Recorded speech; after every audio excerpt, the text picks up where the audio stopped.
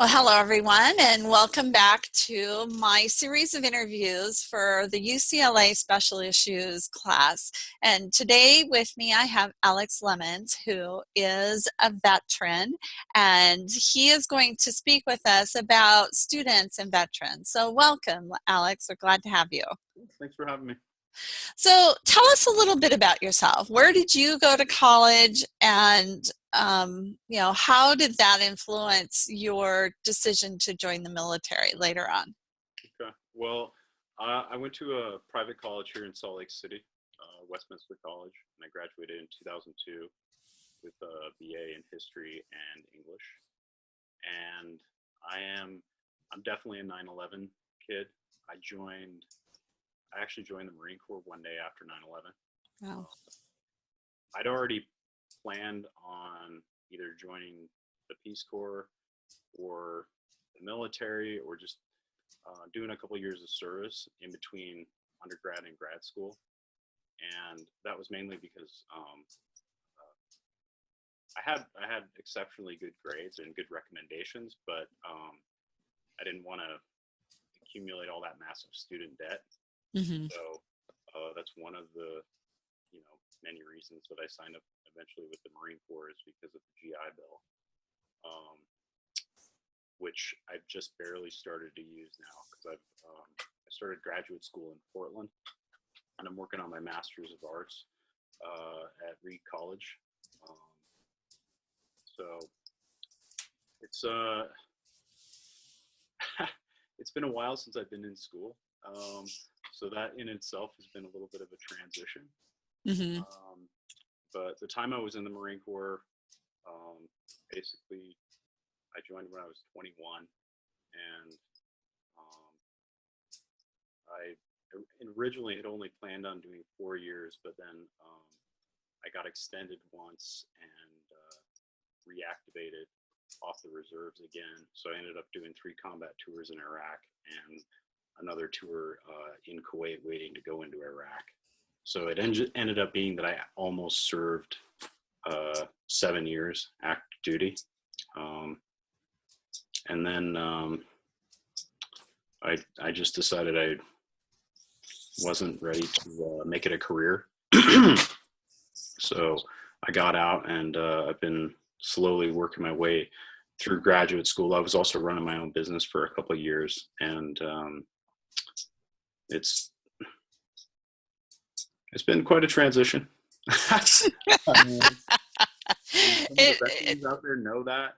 Uh-huh. But, even now, sometimes I'm a little surprised at how difficult it is. It's not like turning on a light switch when you get out. Mm-hmm. I just think because you get so used to the way you do things, especially the Marine Corps, but definitely like the military in general is much more regimented, organized. When it's time to do something, it gets done. Whereas out here, things move at a little bit different pace. And, when something isn't getting done, I can't just use my rank to tell somebody to do something. So that's probably been one of the trickier parts of becoming a civilian again. But that's kind of my background. That's how I got here. So in looking at that, and you had your degree when you went into the military. Many students or service men and women don't have their degree, and so Right. they're looking at using the GI Bill, as you said, and they come back. How do they know where to go? What colleges? You're looking at Reed. You came from Westminster, but how do students find out? How do you find out about it when you're in active military? Do you wait until you get back and start looking at that? How does that process work for most students or most military soldiers? I mean, in a word, it's still pretty pathetic. Mm-hmm. Like the amount of information out there is in some ways overwhelming, but a lot of it is inaccurate or not particularly useful. And I think that's just because you have at the national level at the federal level, you have the GI Bill, but things can be different by each state that you're in. And then, of course, there's differences according to if you're at a private school, or if you're at a public school, or if you're at a trade school, if you're at a community college. And so that's one of the things that can get a little bit confusing and maybe overwhelming. And I especially say this because I feel like I've kind of jumped through all the burning hoops. I had to learn how to do all this on my own, because when I got out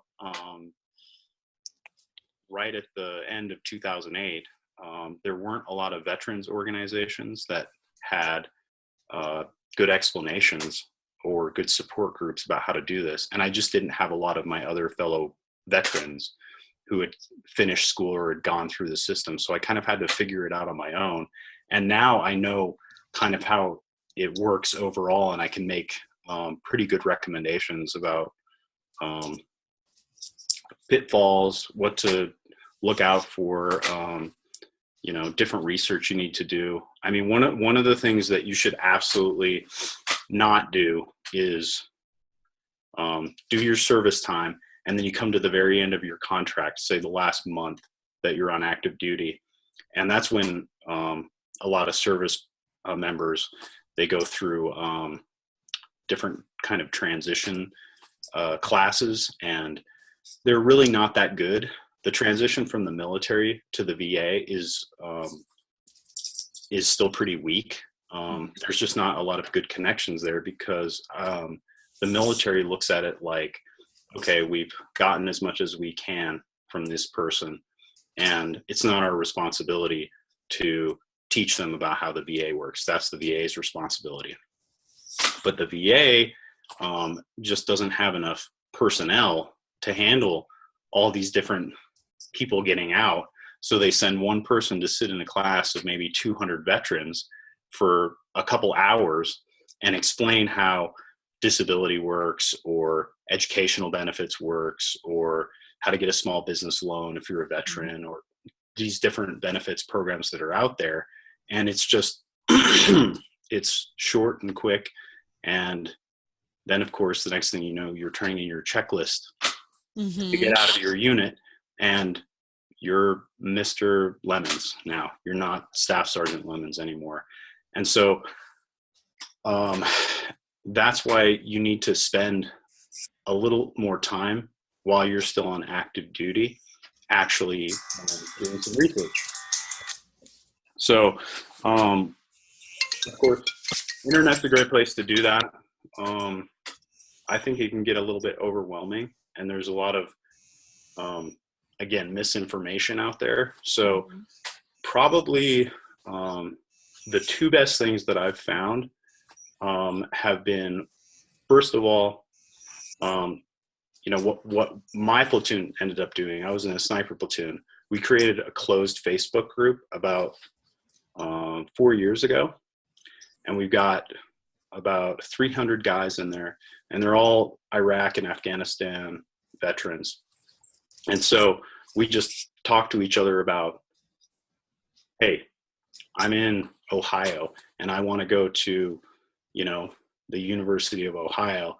How do I apply for these benefits? Or what counselor do I go and talk to? Or how much were you getting for your textbooks? So that's been one of the biggest things to help, is just veterans helping other veterans. Because more than likely, if you have a question, somebody else has already asked it and gotten an answer. So you can save some time and some headache, especially if you're connected with your friends. And then the next big group that can really help out is some of the newer nonprofits. Like, I think the best one is probably Iraq and Afghanistan Veterans of America. And this is a nonprofit that's in DC. It's run by Paul Rykoff. It's a really solid nonprofit because they have a lot of counselors in each state, and you can actually go and talk to them in person about these very issues and get some FaceTime. I was super fortunate because when I came back here to Salt Lake, one of my professors from Westminster, one of my history professors, he was actually working at the VA as an education benefits officer. So, that was just, total chance. But because of that, I got to kind of know how things actually work. And I was amazed at how, again, there's just still a pretty big disconnect on, what people know or what they need to know and how much they can get. And it's very, these guys who run the educational programs in each state or the benefits programs, there's probably like one or two educational officers covering, who knows, maybe like 50,000 veterans. So you can imagine that it's going to be pretty darn hard to get, a phone call or an email response or go there in person. But, you always should try to do that. And you'll get some help there. But, because of the resource problems, you're probably not going to get all the help that you could possibly get from them. So that's why these other supplementary things like keeping in contact with your friends, especially the guys who are senior, or guys and girls who are senior to you, and nonprofits like IAVA. I'm trying to think if there's there's a few smaller other ones, but that one is really the best because it's so nationalized. And they've invested a lot of time and resources into actually covering things like the GI Bill and educational benefits. So that's why it's such a good resource. And again, the internet has plenty of stuff out there, but sometimes there's misinformation. Of course, there's schools, especially for-profit schools, that some of them are running a scam. And that's something that the federal government is trying to work on right now. But I've had a couple of Marines who signed up for some of these programs, and they ended up actually having money taken away, or they actually had to pay more money out of pocket. Then, of course, the other thing is always just to go to the school itself. And this has definitely been happening, I would say, in the last just 4 or 5 years, is that every college now and university, public or private, they've actually hired somebody just to handle veterans and the GI Bill. So that's somebody, even if you're still in the service, but let's say you want to go to UCLA, or you want to go to this trade school, like a diesel mechanic school somewhere near your hometown. Go there while you're still on active duty and actually talk to the educational officer and get all the paperwork you can, and then talk to him about, how much is this going to cost? How much is the GI Bill going to cover? How much am I going to get money for textbooks? Am I going to get money for, rent? I mean, it depends again on the state and on the program. Sometimes you can get those things, sometimes you can't. And you're better off to find all that out ahead of time rather than you're in your first semester and, I've seen this happen before. Your check doesn't show up and tuition is due on the first. And so you end up having to, use your credit card or go into your savings because you didn't file something on time that got the benefits rolling. And it happens all the time.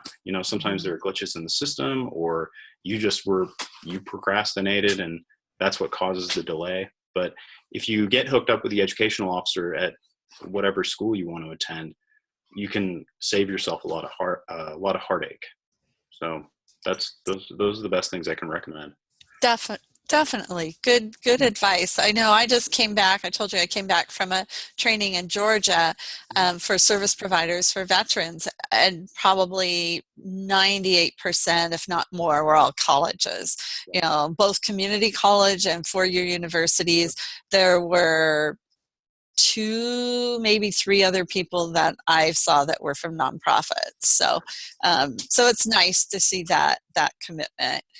Um, One thing I know that, and in this training, they showed a video about how as a veteran comes back to college, one of the things that they're missing that they had so strongly in the military was that brotherhood. And you've talked a little bit about that, like through, or sisterhood, through the Facebook. And then you come back and you've lost all that. So um, it sounds like a Facebook group is a good way to, keep that. What are some other ideas, or what other things would you, have you experienced with that?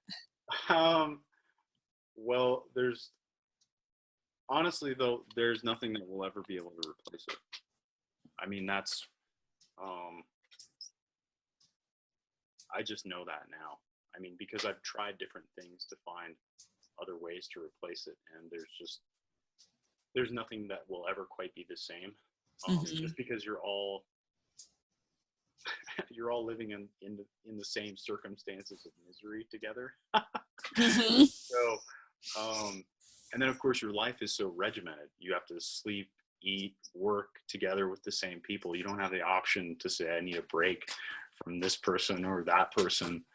So I think that's, part of it is just the environment kind of also creates that. But that said, I mean, I still think that I crave it. I know most veterans do. I mean, you just have to find, ways that you can get smaller amounts of it. So, one way is just to continue to be involved with veteran stuff, and I mean, definitely Facebook is one way of doing that. But, what we've actually done in my group is we still actually get together once a year and have a reunion.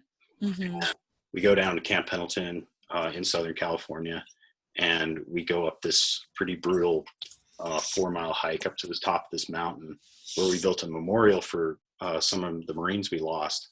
And it seems to recharge guys for like the next 12 months. And it's a good way of also checking on people. So I think that's one way, and then of course, like just continuing to do service. So, it doesn't have to necessarily be helping other veterans. I do a lot of environmental work, doing like habitat restoration, planting trees, helping kids with special needs. I mean, you just got to find a way to do a little more service. And then I think also you have to recognize that it's never going to quite be the same. I think that makes sense. And I think that's very wise, sage advice, because, there are different parts and different stages in our lives that, you never get back. It's like somebody trying to recapture their high school glory days, things like that. So now you mentioned something about trade schools, and, there is a lot in the news about trade schools and veterans. So can you elaborate on that a little bit, Alex, in terms of why that's an issue and what happens with that? Well, I think it's an issue because those are still some of the few like actual good paying middle class jobs that are out there. I think there is, not everyone is meant to get a Bachelor of Arts college degree. I think everybody should be getting advanced college degrees, but I think that there's probably a glut of too many, business majors and too many English majors and too many history majors. And of course there's not enough jobs. And, a trade is, I don't really think of a business degree or English degree or a chemistry degree as that different from a trade school degree. I just see it as work, and that's the work you want to pursue in order to do whatever it is you want to do with your life.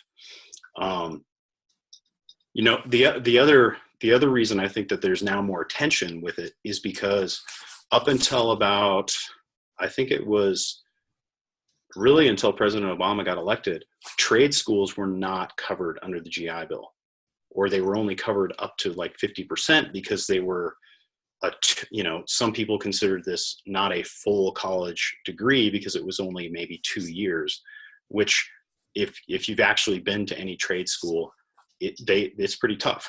I mean, the hours are much longer than, you go to your 2 classes a day. Sometimes you're in a trade school class from 7 a.m. to 7 at night. And so what happened was they remodified the GI Bill, and they started to cover trade schools under that up to 100% tuition. I don't know if that's every single trade school, again, because you've got these differences by state. Mm-hmm. That's the other reason why there's been a kind of a increase in the number of veterans going. And I've got a lot of friends, a lot of guys that are doing different things, diesel mechanic, advanced air systems, plumbing, welding, and they're doing a lot better on the employment front than some of the folks that don't have another skill outside of an academic one. Mm-hmm. So it's worth looking into. Again, you want to do your research beforehand and figure out if that's what you want to do. How much of the tuition is going to get covered. I mean, then of course, you also have separate costs like tools. So one of the things that I'm going to be doing while I'm in Portland, while I'm in grad school, is also getting a degree in, I'm just getting my automotive service degree. And for that, most of the students, they have to pay separately out of pocket for their own tools. And literally, this is like a $5,000 tool set. Oh, yeah. I'm not going to have to pay for that. That's going to be covered in the GI Bill. Oh, wow. So this, so again, that's, another thing to look at, while you're looking at if you're going to go to a trade school, to make sure that all those extra costs are being covered. So, it's worth looking into if that's what you want to do. So lots of questions, and it kind of goes back to what you're saying, is the more you can find out earlier on, then the more information you have to use. So one of the other things that I know students and veterans often run into, as you've been doing, as you've talked about, you have this life in the military, and then how do you translate what I learned here into that mechanic skill or that automotive skill, or, that kind of thing? Because they don't have that same kind of thing in the civilian life that you had in the military. So any thoughts on that? Yeah, I mean, it depends on what your MOS, what your job was in the military. So I have a job that definitely can, most people would think would only translate to a few jobs. So I was a scout sniper. So most people would think, well, either I should be in law enforcement or That's about it. Yeah. Uh-huh. Well, and then I have friends who, they worked on cyber warfare on computers and in the Marine Corps. And so, all they really did was computer science. So they have a little bit easier of a transition, but I think it's still the same in the sense that, we were doing it for, public good under a very regimented system. And I don't think it matters really what you did so much in the military, so much as the mindset that you now have, I think puts you really above most of your peer group who didn't serve, because you have self-discipline. You probably have a higher tolerance for pain. I mean, not just physical pain, but I mean, just being able to be like, okay, I can deal with 6 hours of homework tonight because I know that the trade-off is this is helping me work towards a degree and the life that I want. And then of course, just the work ethic alone is another part of, that comes with being in the service. So I think that those things alone actually are very translatable or transferable regardless of what you actually did. And that's probably what's more important, is that you have a very much more of a go-getter mindset, because so much of life in the military really is like that. I mean, yes, it is regimented in the sense that, somebody up here sends an order and it trickles down, but there's a lot of more autonomy in the American military than most people think of. And so, especially if you were a non-commissioned officer, you are used to actually having a lot of responsibilities at a very young age and having to do a lot of stressful things in a short period of time. So, I mean, what college wouldn't want that? What employer would want that? I think it's something that's easily transferable to school and life. So as a counselor and for my students in this, what can we do to help as we talk with, even in our communities, what can we do to help and support veterans who are transitioning back from the military life to civilian life? And if that includes education, any ideas or Yeah, I mean, recommendations? I do, especially because you know, I've been out now since 2008, but I've gone through a lot of, I think actually some of the worst experiences I've had in my life were not in the war. They were coming home because I had to go, I have PTSD, so I had to go through therapy for about 5 years. I had a whole bunch of injuries that I sustained in Iraq, so I ended up getting multiple surgeries. So I've been in a lot of physical pain. So, and I honestly did not get as much help as I thought I was going to get or I was promised. Mm-hmm. So I feel like I've kind of earned the right to say some things, about what could be done to help, veterans. And for me, it all boils down to one thing. And, I think if you're not a veteran and you want to help veterans, what you need to do is listen. You just need to be quiet. You need to exercise some patience and just hear what we have to say about what we need help with. And I do think that that's one of the main stumbling blocks right now to everything from, the suicide rate being still at 22 a day to, still all this confusion over how to help veterans with educational benefits and disability and just helping us kind of reintegrate.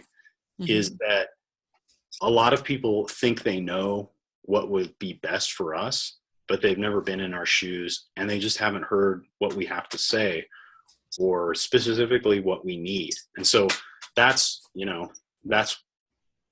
really where all these discussions should start is, we need to listen to veterans first, and then we can start to actually, identify that problem and then start to maybe present solutions, with their help. I mean, I could get into, if you have some specific questions about specific things, I can get into that. But I think that's really what it all boils down to for me. Mm-hmm. Yeah. Well, and hopefully that's what we do as counselors the best. That's the goal and that's the idea.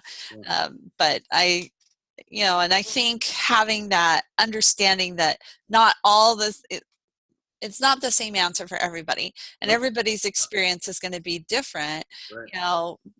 And we do have to come to where each person is, and that's why not all solutions are the right solution. That's why we want to have a range of things that they can choose from. So, and some are coming back and they've got a wife and children and they need to get in and out, and they need to translate. They've got to get a job or whatever it is. So that's. But we always, we all really appreciate and thank our veterans and thank you for your service and what a difference it's made. And especially with what's happened this week, we're all very much aware of how tenable our country and our lives can be. So thank you for what you've done. I think that really what most veterans want is we'd much rather have you actually do something for us than, wave the little flag and just shake our hand and say thank you for our service. We'd much rather have you just come over and babysit our kids for the night, or, I have friends who, one of the things I've been working on with some of my friends is getting them actual service dogs, and these are legitimate, super trained dogs that kind of help them with PTSD. And I can't get these dogs for free. They're $15,000 dogs because they require so much training. And so one of the things that I would love to see is I would just love to see somebody go and buy one of my Marines the dog. And that, to me, that's more important than anything you could ever say.